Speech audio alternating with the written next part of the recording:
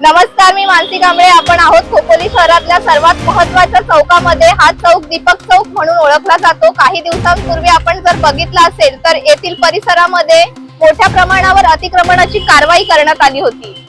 पण आपण बघाल तर इथला परिसर हा नेहमी गजबजलेला आणि गर्दीत दिसून येतो. जर संध्याकाळ नंतर आपण बघितलं तर अधिकाऱ्यांची ड्युटी संपल्यानंतर आणि फळांच्या गाड्या, स्टॉल्स याच्यानी वाहतूक कोंडीची समस्या होते. संध्याकाळी अधिकाऱ्यांची ड्युटी संपल्यानंतर हा परिसर हातगाड्यांनी आणि ट्रॅफिक कोंडीच्या समस्याने पूर्ण भरून जातो. तर खोपोली नगर परिषदेचे अधिकारी हे फक्त 5 वाजेपर्यंतच ड्युटी करणार का, हा खोपोलीकरांचा प्रश्न नगर परिषदेला आहे. 5 मार्च रोजी खोपोली नगर परिषदेच्या अतिक्रमण विभागाकडून दीपकचा नाका ते रेल्वे स्टेशनकडे जाणाऱ्या मार्गावरती कारवाई करण्यात आली होती. यावेळी तेथील भाजीवाले, फळांच्या हातगाड्या, मिठाई व नाश्त्याचे काउंटर हटवण्यात आले होते. परंतु आज आम्ही जे दृश्य आपल्याला दाखवत आहोत, ही दृश्य आज दिनांक 1 एप्रिलची आहेत आणि येथील अतिक्रमण जैसे थे परिस्थिती आपल्याला पाहायला मिळत आहे.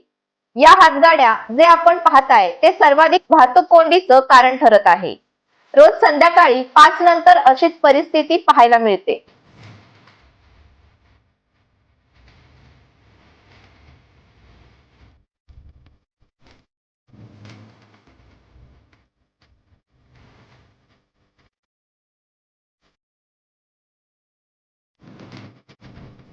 आता आपण जरा पाहूया खोपोली बाजारपेठेमध्ये 5 मार्च रोजी करण्यात आलेली कारवाई.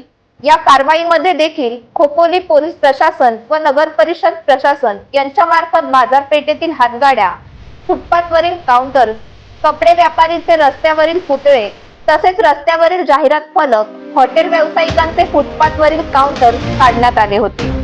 परंतु आजची जी दृश्य आम्ही तुम्हाला दाखवत आहोत त्यात आपण पाहाल तर कपडा व्यापारींचे फुटपाथवरील अतिक्रमण पुन्हा दिसत आहे.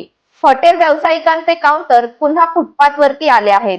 अनेक ठिकाणी बाजारात हातगाडीवाल्यांनी पुन्हा आपले प्रस्थ स्थापन करण्यास सुरुवात केली आहे.